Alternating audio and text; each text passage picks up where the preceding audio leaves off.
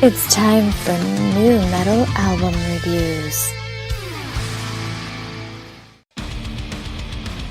Hey, this is Tony Piccoli from Imminent Sonic Destruction. You're listening to According to Metal.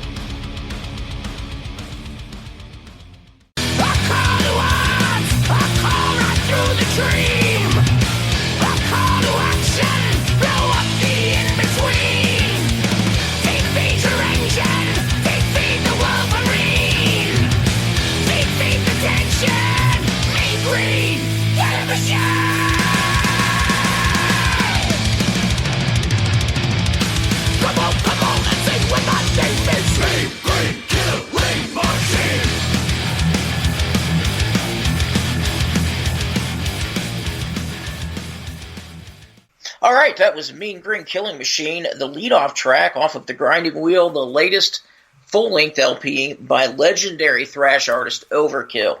Now, Overkill, been around for 35 years, ish. Put out, this is their 18th album. You kind of have to ask yourself at that point, do they have anything left? Can they do anything original? Do they have anything left on for the metal scene? Of course, we've seen, and Jason, you can back me up on this, we've seen legendary thrash artist after legendary thrash artist over the last 18 months or so come out with really good material.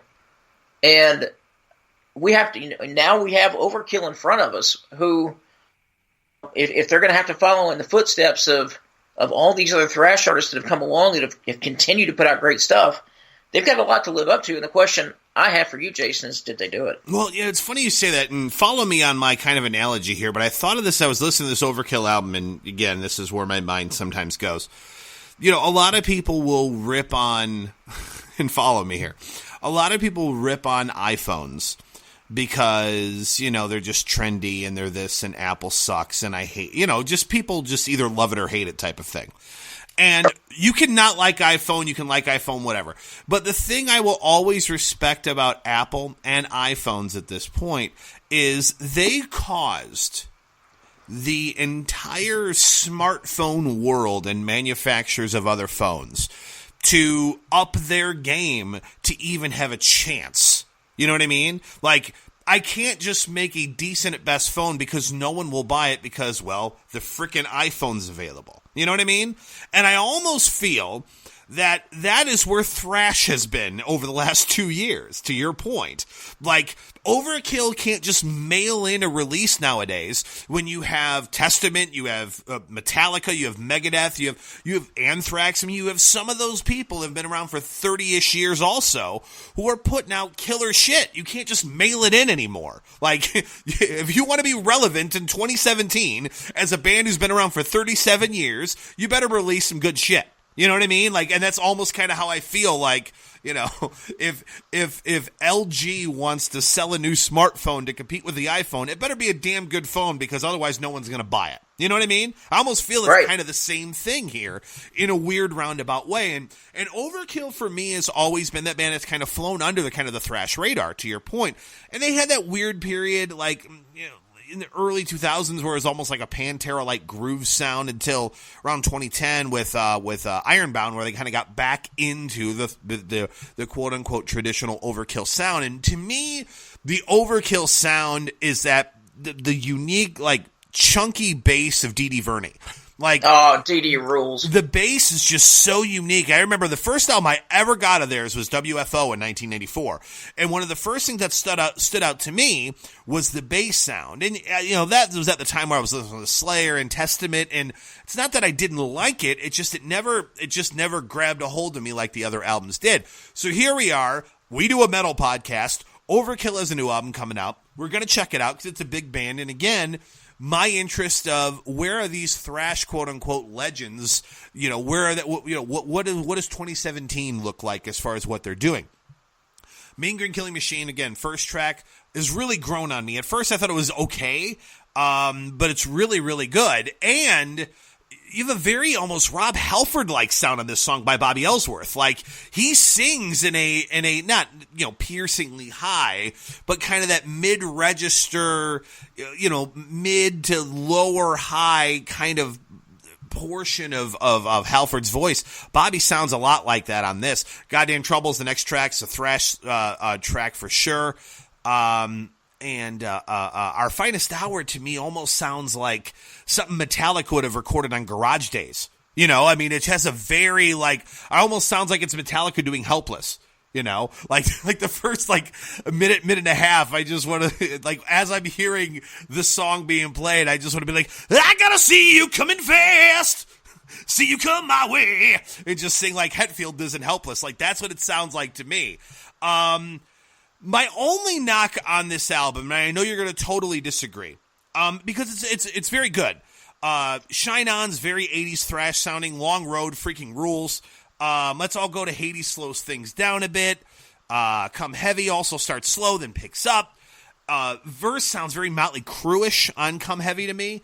Red, White, and Blue is kind of a no-hold-barred thrasher. I mean, there's a lot of really good songs on this album. My only knock on it is, to me, it sounds dated. And it's not necessarily a bad thing for you. Here's a great example. You will, if you agree or disagree with me on this, and you may disagree, but I think even if you agree with me, you'll be like, that's fine. Like, that's what I want it to sound like. And I'm not saying it's a bad thing. It's just, to me, it sounds a little dated. It sounds like it is an 80s thrash album. And if you're okay with that, you're okay with that. I'm not saying they need to reinvent the wheel, or the grinding wheel for that matter. Haha, get it. But it's one of those things that to me sounds a little bit dated. However, when you go back and listen to it time and time again, and this is the album out of all the ones we reviewed on this episode that I've listened to the most. But what I loved about Testament and Creator's newest ones is that, yes, they have that sound, but it sounds like it's 2017 when you hear Creator and Testament, or 2016 when Testaments came out, but you get my point. Where this still sounds a bit dated to me, and that's my only knock on it. Overall, however, I still think it's 8 out of 10 material. It's a really good album, and probably the best thing they've done in my opinion, probably 20 years. But it does still sound like maybe a late 80s, early 90s thrash album to me. That's my only knock on it. But overall, the best thing they've done in quite some time. Well, I find it interesting that the same thing you just scored, we just did a Striker review a little while ago, and you were scoring them a 9 out of 10, even though they sounded from the 80s. I don't get that vibe. I think, to me, they write in a style that's 80s, but it doesn't sound it to me. Where this sounded dated. That's all. That's my only knock on it. Well, to me, it sounds thrash. And whether you want to say it's 80s or 2017, good thrash is good thrash, mediocre is mediocre, and bad is bad. And so I'm going to judge it based on the merits of the genre. And the merits of the genre tell this to me, and that is that the Mean Green Killing Machine, Bobby Ellsworth absolutely fucking kills it on this track. Now, you had mentioned a Rob Halford comparison. You know what? I go back and listen to this, and imagine if Midnight from Crimson Glory sang with a snarl. That would maybe. Would almost I'd have to go back and listen to it again and see. But yeah, that's a good possibly. But great drums, a great riff. Like I said, Bobby kills the vocals. It's a hooky chorus. It's a great way to start an album. I know it's only March. It's late March. I'm going to call this a Song of the Year candidate. Wow. I love it that much. I can't stop listening to it. Goddamn Trouble, to your point, good follow-up. It just kind of keeps the energy going. I'm not going to say it's a great track, but it's a very good track. Our Finest Hour, to me, the best chorus on the CD. Yeah, no, it's a great chorus. And I know you had kind of mentioned the Motley Crue reference, I think it was, on this track. No, that wasn't. No, the song that sounded Motley Crue to me. It was Come Heavy. That's right. Yeah, Come Heavy to me sounded very Motley Crue-ish, and that's fine. But I was just like, wow, this is different. Yeah. So Our Finest Hour, to me, a great track. The Long Road, to me, it's just a very inspirational or battle hymn almost. Let's All Go to Hades. very Anthrax-ish, like think 1990s Anthrax era. Come heavy. You're absolutely right, and I don't find that to be a bad thing about kind of that Motley Crue feel in their heyday. And then the Grinding Wheel, the title track, is, first of all, now I know it's been done, but how often do you see an 8-minute thrash track? No, that's true. That's a good point. Now, and done in a way that you're not bored. Yeah, and the singing on this song was very, very different than the rest of the album, to me.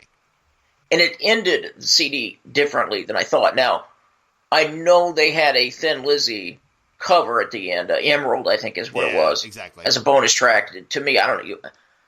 Thin Lizzy's right up there with UFO to me. I don't even understand why they're discussed, talked about. I don't get it. Never did get it. Whatever. But it ended the CD differently than I thought it would or thought it should. Yeah, and prior to me hearing it. I know you're giving it props for being an 8-minute thrash track, but it was 3 minutes too long. See, I don't think so. And I thought it set the mood and it closed the CD well. Now, it wasn't, I know your rule about bookends, start strong, finish strong. I say start strong and finish well. And strong and well don't always have to be the same thing. Strong being, hard and fast in your face, finishing well, meaning fitting the mood and closing it the way it should be closed. So I give them props for doing that. I absolutely loved this CD. I thought this was the best work they've done, well, to your point, in 20 years, 25 years. I gave this a 9 out of 10 in early consideration for Album of the Year. Yeah, it's good. It's a very solid thrash album by a band that most people, sadly, unless you're a diehard metal fan, can really talk and name more than 2 or 3 Overkill tracks if you've heard of them at all. But yeah, I mean, definitely the best thing they've done in 20 years. Again, my only knock, sounds a little dated, and but that's it. Other than that, it's really good stuff. And if you've appreciated what Creators put out recently, what Testament's put out recently, and man, thrash it's the best this genre's been in since its heyday. A long time. And it's not even, we're even talking like, very soon we're going to do a review of Havoc's album, and here's a new school thrash band that's fucking awesome. Like, and so it's not even just, the old school guys, killing it and making good material. You have newer thrash bands. It's just, oh man, thrash is alive and well, my friends. Yes, it is. And to me, this album is right up there with Brotherhood of the Snake by Testament. It's right there with it. So wouldn't go that far, but either way, it was definitely a good album. If you're a thrash fan or an Overkill fan, definitely one you want to check out.